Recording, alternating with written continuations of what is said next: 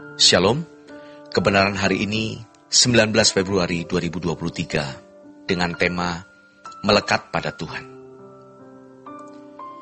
Bapak Ibu Saudara yang dikasihi oleh Tuhan, sudah terlalu lama orang-orang Kristen diikat dengan berbagai kesenangan dan berbagai kemelesetan. Kemelesetan itu dosa, dalam bahasa Yunani hamartia.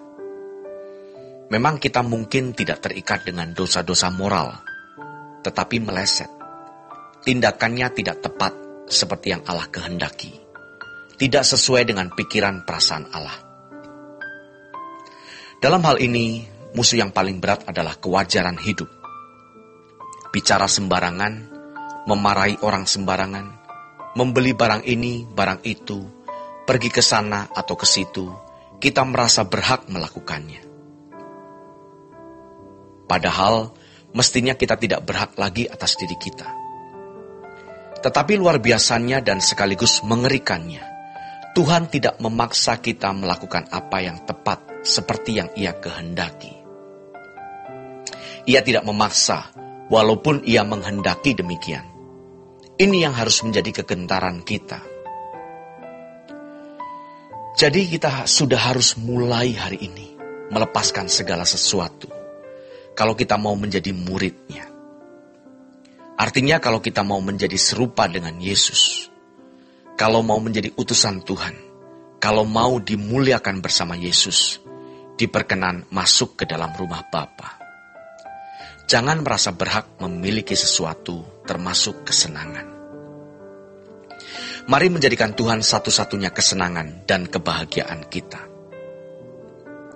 Kalau kita menjadikan Tuhan satu-satunya kesenangan dan kebahagiaan kita, maka kita berusaha melakukan apa yang Allah kehendaki untuk kita lakukan dalam segala hal dan menyelesaikan pekerjaannya. Pekerjaan Allah yang dipercayakan kepada masing-masing kita tentu memiliki tugas yang berbeda. Kristen yang sejati itu mestinya berbeda sekali dengan anak dunia. Karena kita tidak berbeda secara benar, tidak tajam perbedaannya. Makanya anak-anak kita ikut terbawa. Kompromi, konformistis. Setan itu licik dan harus dikatakan luar biasa. Walaupun tentu Tuhan lebih luar biasa. Setan akan mengemas doktrin, pengajaran, wawasan-wawasan melalui teolog-teolog dan penulis-penulis Kristen. Yang semua itu mengurangi dosis kekristenan yang seharusnya kita kenakan. Selalu saja orang punya alasan. Jangan berlebihan. Jangan keterlaluan.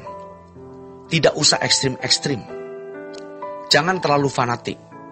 Sebab kita hidup di tengah-tengah masyarakat. Cerdik seperti ular, tulus seperti merpati, diartikan salah. Cerdik seperti ular, tetapi kompromi. Tulusnya bukan tulus seperti Tuhan Yesus. Tulus lain. Tulus di dalam nalar. Bukan dari impartasi Spirit Roh Kudus, Spirit Allah. Saudara yang terkasih, mari kita memperkarakan hal ini sebelum kita menghadap tata pengadilan Kristus. Kita akan sangat menyesal kalau suatu hari bertemu Tuhan, tetapi kita tidak melepaskan segala sesuatu. Kesenangan-kesenangan dunia harus kita lepaskan. Tinggalkan hobi-hobi yang tidak perlu, jika tidak mendatangkan keuntungan untuk pekerjaan Tuhan. Hobi yang menguntungkan, yang mendatangkan uang, sehingga uangnya bisa kita gunakan untuk menolong sesama, menghidupi keluarga, membalas kebaikan orang tua, itu bagus. Tetapi kalau hanya untuk senang-senang saja, harus kita tinggalkan. Karena dunia akan segera berakhir. Jadi standarnya itu Tuhan Yesus. Tetapi Paulus pun juga istimewa seperti gurunya atau Tuhannya. Pernyataan-pernyataan Paulus jangan hanya diucapkan. Seperti di Filipi 1 ayat 21. Karena bagiku hidup adalah Kristus dan mati adalah keuntungan. Sampai pada tingkat di mana kematian menguntungkan.